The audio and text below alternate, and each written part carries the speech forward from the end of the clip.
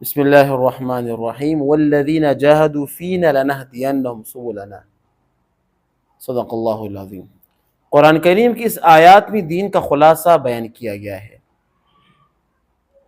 اللہ پاک فرماتے کہ جو بھی میرے راستے میں کوشش کرے گا، جو بھی میرا راستہ کون سا ہے؟ اللہ کا جو بھی راستہ ہو یہ اللہ کا راستہ ہے، دین کا جو بھی راستہ ہو اللہ کا راستہ ہے، چاہے وہ مثال جہاد کی شکل میں ہو، چاہے وہ تبلیغ کی شکل میں ہو، چاہے وہ درس و تدریس کی شکل میں ہو، چاہے وہ خانقاہ کی شکل میں ہو، چاہے وہ نیک کام کی شکل میں ہو، چاہے وہ دعوت تبلیغ کی شکل میں ہو، جو بھی ہو یہ اللہ کا راستہ ہے۔ جو بھی آدمی، جو شخص، جو عورت، جو مرد اللہ کے راستے میں کوشش کرے گا تو اللہ پاک اس کے لیے اپنے راستے کھول دیں گے۔ اب یہ راستے کھولنے سے کیا مراد ہے؟ بڑی مراد اس سے جنت ہے، کہ اس کو جنت میں داخل کرا دیں گے۔ یہ ہم سب کو مطلوب بھی ہے، ہم چاہتے بھی ہیں کہ ہم جنت میں داخل ہو جائیں۔ دنیا کی چیز عارضی ہے تو اس کی خواہشات بھی عارضی ہے، اصل چیز کیا ہے؟ لنہدینہم سبلنا، کہ اللہ پاک ہمارے لیے راستے کھول دیں گے ضرور بضرور۔ کون سا راستہ ہے؟ جنت کا راستہ۔ پھر اس کے ساتھ کبھی کبھار اللہ پاک دنیا کے راستے بھی اس کے لیے کھول دیتے ہیں، مطلب دنیا میں ہر تکلیف سے اللہ پاک اس کی حفاظت فرماتے ہیں، لیکن شرط یہ کہ پہلے وہ اللہ کے راستے میں تکلیف برداشت کرے، پھر آسانی آ جائے گی۔ تو جو دین والے لوگ، جو اللہ والے لوگ اس دین کے خاطر قربانیاں برداشت کرتے ہیں تو وہ بڑے خوش قسمت والے ہیں۔ میں نے آپ کو پہلے بتایا کہ یہ لوگ اللہ پاک چنتے ہیں،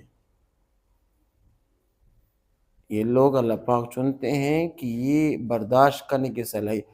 ایک بات میں آپ کو یہاں پر بتاؤں، یہ سوچ والی بات ہے، اللہ پاک ہر کسی کو انتخاب نہیں فرماتے، اللہ پاک ہر کسی کو اپنے دین کا راستہ نہیں بتاتے۔ جو لوگ طلب کرتے ہیں، یہ طلب ضروری ہے، جو لوگ مانگتے ہیں اپنے دعاؤں میں کہ اللہ دین کی طلب، اس لیے کہ 100 کی تعداد میں ایک آدمی اللہ کے خواہ میں نکل جاتے ہیں۔ لوگ تو بہت زیادہ ہیں، امت محمدی صلی اللہ علیہ وسلم تو بہت زیادہ ہے، لیکن دین کا کام اللہ پاک گنے چنے لوگوں سے لے لیتے ہیں۔ کیوں؟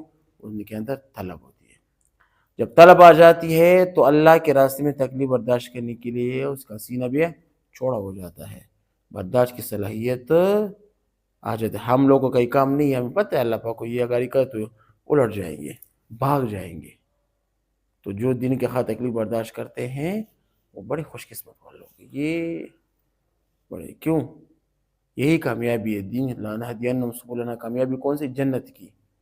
کہتے ہیں فمن زحزح عن النار وادخل الجنت فقد فاز، کہ جو دوزخ سے بچایا گیا اور جنت میں داخل کیا گیا، فقد فاز، نتیجہ ہے کہ یہی کامیاب ہے، فقد فاز، یہی کامیاب۔